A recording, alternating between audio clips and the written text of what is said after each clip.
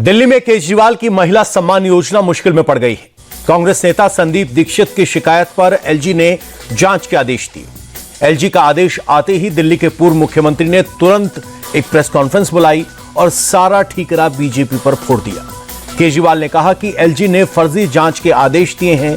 यह order LG office से नहीं, अमित शाह के दफ्तर से आया है। जाहिर तौर पे बीजेपी की नींद उड़ गई, बीजेपी बुरी तरह से बौखला गई और बीजेपी के कई नेताओं ने मुझे फ़ोन करके बोला कि जी चुनाव तो ख़त्म हो गया। बोला लगता नहीं इस बार 3-4 सीट भी आएंगी और बोला कि जीतनी तो दूर की बात है, कई सीटों पे बीजेपी की हो सकता है जमानत जब्त हो जाए। तब इन्होंने ये ठान लिया कि इन योजनाओं को किसी भी तरह से बंद करना है। इन्होंने अपने गुंडे भेजे, कई जगह जहाँ पे कैंप लगे थे वहाँ पे गुंडों ने हमारे कैंप उखाड़ने की कोशिश की। इन्होंने पुलिस भेजी, पुलिस भेज के इन्होंने उखाड़ने की कोशिश की और आज इन्होंने एक फर्जी जांच के आदेश दिए हैं कि जांच होगी। किस चीज़ की जांच होगी? मेरे को ये नहीं समझ आता, जांच किस चीज़ की होगी? कोई हम पैसे इकट्ठे कर, हम क्या कर रहे हैं? हम तो लोगों को कह रहे हैं भाई जो लोग इस योजना का लाभ चुनाव के बाद उठाना चाहते हैं वो आके रजिस्टर करो। तो आज ये जांच के नाम पे इस योजना को बंद करना चाहते हैं। अभी तो ये शुरू भी नहीं हुई है। ये तो हमने एक तरह से चुनावी घोषणा की थी कि चुनाव जीतेंगे तो उसके बाद हम ये लागू करेंगे। केजरीवाल ने कहा कि बीजेपी ने खुद हमारी योजना की शिकायत नहीं की, बल्कि संदीप दीक्षित को आगे किया। केजरीवाल के इस अटैक के बाद संदीप दीक्षित ने भी पलटवार करने में देरी नहीं की। संदीप दीक्षित ने कहा कि केजरीवाल दिल्ली के लोगों को गुमराह कर रहे हैं। दिल्ली में महिला सम्मान जैसी कोई योजना नहीं है। केजरीवाल और उनके लोग धोखा देकर लोगों की निजी जानकारी जुटा रहे हैं। तो पहले ये इन पे सवाल उठा रहे थे कि यार यहां तुम 2100 दे रहे हो, तुमने तो पंजाब में कहा था जीतने के बाद कि 1500 दोगे, अभी तक तो अठन्नी नहीं मिली वहां किसी को। वहां के लोग भी कहते हैं हम स्कीम नहीं इंप्लीमेंट कर पाए। तो हम कह रहे थे कि आम आदमी पार्टी की क्या क्रेडिबिलिटी है भाई?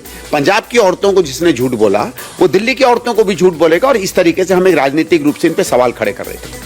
अचानक इन्होंने एक मंच पर एक स्कीम लॉन्च की और कहा कि इस समय जो आपकी जेब में पैसा आएगा 1000 रुपया महीना, जो हमारी स्कीम है वो हमने, क्योंकि ये शब्द आतिशी जी के और केजरीवाल के थे, कैबिनेट में पास कर दिया है। उसमें 1000 रुपया पास हुआ था और यही जीतने के बाद हम 2100 करेंगे। अब आता है मोड़, क्योंकि अब वो ये कहते हैं कि कोई स्कीम है, हम उसी स्कीम को बढ़ाएंगे और ये स्कीम का पैसा आपको मिलने वाला है। मैंने सुना है, कोई मुझे बता दे साहब कि इन्होंने ये नहीं कहा है या मैंने गलत कहा है। तब हमने ये देखा कि ठीक है, इसका मतलब स्कीम है, हम भी इंतजार कर रहे थे 1000 रुपया आएंगे। केजरीवाल की प्रेस कॉन्फ्रेंस के बाद बीजेपी ने भी जवाब दिया। दिल्ली बीजेपी अध्यक्ष वीरेंद्र सचदेवा ने कहा कि केजरीवाल का झूठ अब दिल्ली की जनता की समझ में आ गया है। हमें केजरीवाल से महिलाओं के सम्मान के बारे में सीखने की जरूरत नहीं है। अगर महिलाओं का सम्मान करना सीखना है तो वो बीजेपी की सरकारों से सीखे। मैं अरविंद केजरीवाल तुम्हें चुनौती देता हूं, सिर्फ एक सवाल का जवाब दे दो। मुख्यमंत्री महिला सम्मान योजना में 2100 रुपए देने का कोई कैबिनेट प्रस्ताव पास हुआ है कि नहीं?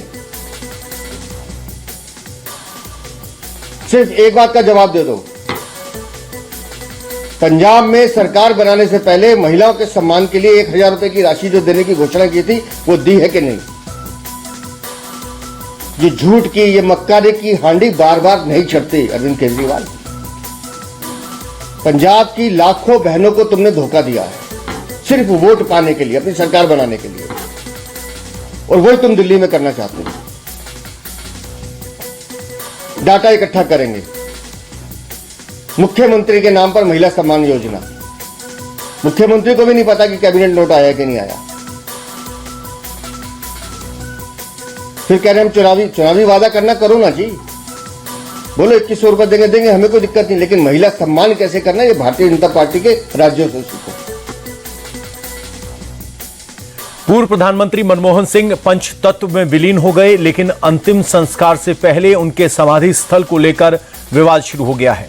कांग्रेस की अपील पर गृह मंत्रालय ने स्मारक की हरी झंडी तो दी, लेकिन फिलहाल जगह तय नहीं हो पाई। कांग्रेस इसे लेकर हमलावर है। कांग्रेस का कहना है कि मनमोहन सिंह जैसी शख्सियत का अंतिम संस्कार वहीं होना चाहिए था जहां उनका स्मारक बनता। वो एक संस्था स्वरूप इंसान थे, युग पुरुष थे, जो समय की चाप पे ऐसे अमिट निशान छोड़ गए जो कभी मिटने वाले नहीं, और जो गरीबों के दिलों के साम्राज्य पे राज करने वाला अजीमो शान शहंशाह है, उसके बारे में आज बड़ा दुखी होकर मुझे ये कहना पड़ता है कि ये सबके साझे होते। जब इंसान चला जाता है ना, तो उसके साथ कोई बैर, कोई दुश्मनी, सब मिट जाता है। लेकिन यहाँ पे भी राजनीति चल रही है। मैं आपको एक छोटा सा सवाल करता हूँ, वो आप इस देश में सब जगह पहुंचाइए कि अगर अटल जी का संस्कार होना होता और कोई कहता कि राजघाट पे नहीं होता, वहां मॉन्यूमेंट नहीं बनेगा, कहीं और बनेगा, तो कैसा लगता? मतलब जातन लागे सो तन जाने, किसी पार्टी का मसला नहीं है, देश के गौरवमयी इतिहास का सवाल है। ये इंसान खास था, ये इंसान जीता जागता इतिहास था, समझे नहीं? तो ये जब आप ये कहेंगे तो चाहिए ये था कि दरिया जैसा दिल हो, उचित को जान के उस पर अमल ना करना, एक कायरता का आभास है दोस्त। बड़ा दिल होना चाहिए। कांग्रेस ने स्मारक विवाद को मनमोहन सिंह और सिखों के अपमान से जोड़ा तो बीजेपी ने भी पलटवार करने में देरी नहीं की। पार्टी के राष्ट्रीय प्रवक्ता सुधांशु त्रिवेदी ने कहा कि दुख की घड़ी में कांग्रेस को सियासत नहीं करनी चाहिए। कैबिनेट की बैठक में स्मारक बनाने का फैसला हुआ है, फिर इतना बवाल क्यों? सुधांशु त्रिवेदी ने तो यहां तक कह दिया कि कांग्रेस ने कभी मनमोहन सिंह का सम्मान नहीं किया।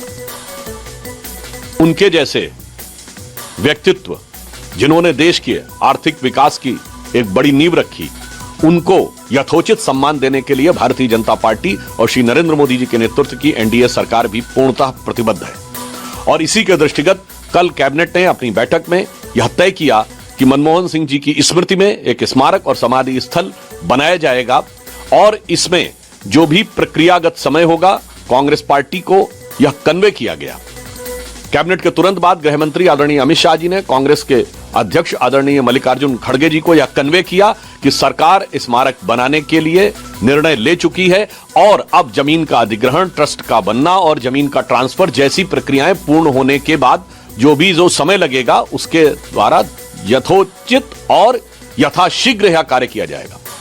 परंतु बहुत दुख की बात है कि कांग्रेस पार्टी, जिसने जीवन काल में डॉक्टर मनमोहन सिंह जी को कभी सम्मान नहीं दिया, हमें याद रखना चाहिए कि अंतिम चरण में 2014 में उन्होंने एक राष्ट्रीय स्मृति बनाने का प्रयास किया था, क्योंकि जब उन्हें लगा था कि सरकार जाने वाली है, जिन्होंने अपने जीवन काल में कभी डॉक्टर मनमोहन सिंह को सम्मान नहीं दिया, आज उनकी मृत्यु के बाद भी वह उनके सम्मान के ऊपर सियासत करते नजर आ रहे हैं। यह बहुत दुखद है। बिहार में बीपीएससी परीक्षा को लेकर विवाद खत्म होने का नाम नहीं ले रहा।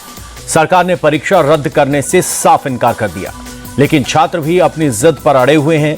पिछले कई दिनों से अभ्यर्थी धरने पर बैठे हुए हैं। छात्रों के इस प्रदर्शन पर सियासत भी शुरू हो गई है। तेजस्वी यादव छात्रों के बहाने नीतीश सरकार पर हमलावर हैं। तेजस्वी ने कहा कि बिहार में सरकार नहीं है और जो है वो होश में नहीं। नीतीश जी की मानसिक संतुलन जो है वो ठीक नहीं है।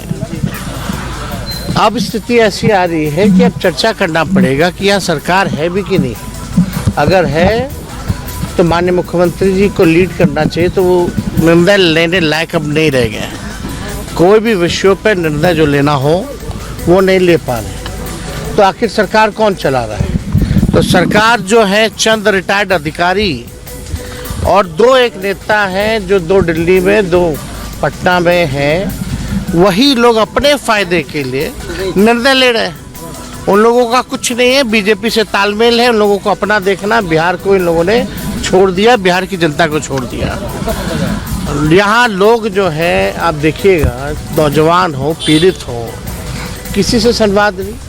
मुख्यमंत्री यात्रा पर निकले, कोई संवाद नहीं, ना मीडिया से बात, ना बाहर बात, ना सदन के अंदर बात, ना हमारे चिट्ठी का कोई जवाब, ना किसी के जवाब। जन स्वराज के प्रशांत किशोर ने भी छात्रों के समर्थन में खुलकर बयान दिया। दूसरे दिन छात्रों के धरना स्थल पर पहुंचकर प्रशांत किशोर ने रविवार को छात्रों से गांधी मैदान में आंदोलन करने की अपील की। प्रशांत किशोर ने कहा कि आंदोलन छात्रों का है और छात्रों का ही रहेगा, लेकिन अगर पुलिस डंडे से धमकाएगी तो जन स्वराज के लोग पूरी ताकत के साथ छात्रों के साथ खड़े होंगे। एक बार कल छात्र संसद में बैठकर सभी छात्र, सभी शिक्षाविद, जो लोग भी इस मूवमेंट से जुड़ रहे हैं, वो बैठकर तय करेंगे कि आगे क्या किया जाएगा। जो वहां पर निर्णय होगा उस पर हम लोग सब लोग ईमानदारी से और पूरी ताकत से छात्रों के साथ रहेंगे। एक बात, ये पूरा आंदोलन ये छात्रों का है, इसका नेतृत्व छात्रों का ही रहेगा।